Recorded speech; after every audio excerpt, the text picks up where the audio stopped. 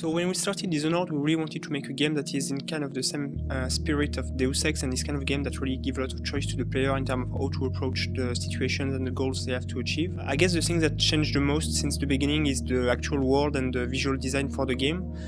We don't really know where we wanted to go when we started, and it took a lot of time, like brainstorming and researches and all that, to really get the visual style for the game and actually build the world we wanted to build for the game.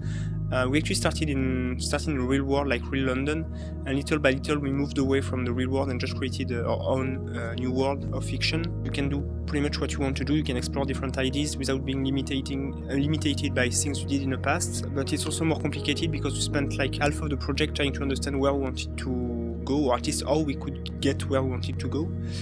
So it's been a lot of time like trying things and trying them over and over until we get the result we wanted. So I say it's both challenging and interesting at the same time. The things that evolved the most is like the visual style. We started like something really realistic, and little by little it got to something more stylized, like the characters you can see that like specific proportions.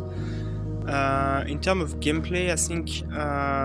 we started looking at the game in terms of stealth, with game as a reference like Thief, for instance. But little by little we tried to move into a direction where the stealth is a little more fast-paced and a little more action-oriented. That's probably where we like just went into a lot of iteration to get things right and toward where we wanted to go,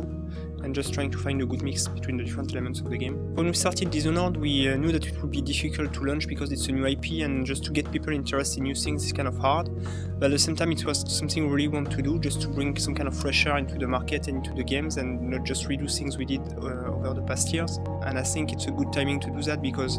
like if you look at the lineup of release for this year, it's a lot of sequels of things that have been already done 3 or 4 times. So I think there's space for new things in there, and I hope people are going to like that. For the casting of all the talents for the voice for the characters in the game, we looked a lot at some great actors that we really like in terms of acting and all that. We really wanted to try to bring this really professional feeling to the voice acting, and not just like a B-series character or whatever.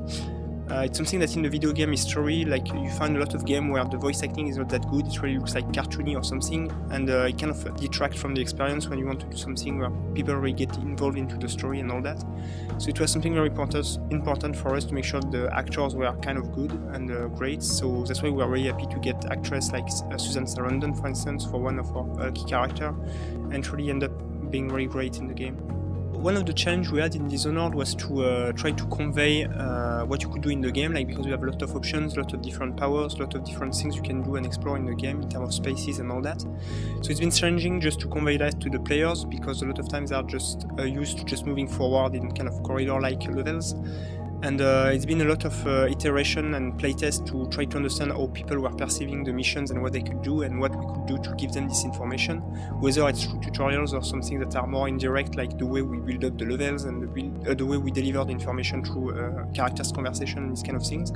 So it's been a lot of iteration to get to that point where players actually understand what they can do and all the options they have. So the way we tried to convey all the options to the player was mainly like at the beginning of the game we tried to telegraph everything, like trying to have setups that invite the player to do things so that they can learn about things existing in the game because they're kind of in their face. But as a general rule, we really try to stay away from putting things too much in the face of the player so that he can actually feel smart discovering things by himself as well. Something that was very important for us since the beginning of the project is to make sure that we can support all the gameplay styles for all the players, and that involves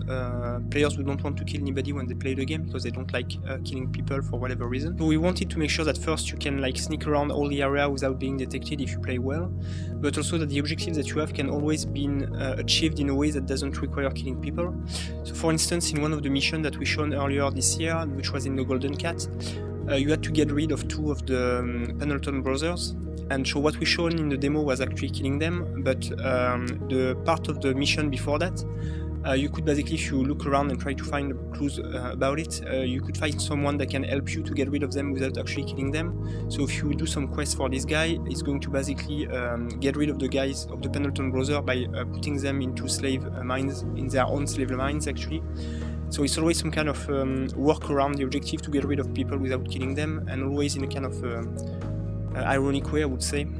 That was Julien Roby. I'm the executive producer at Arkane Studio, and Dishonored will be out in Australia on October 11th.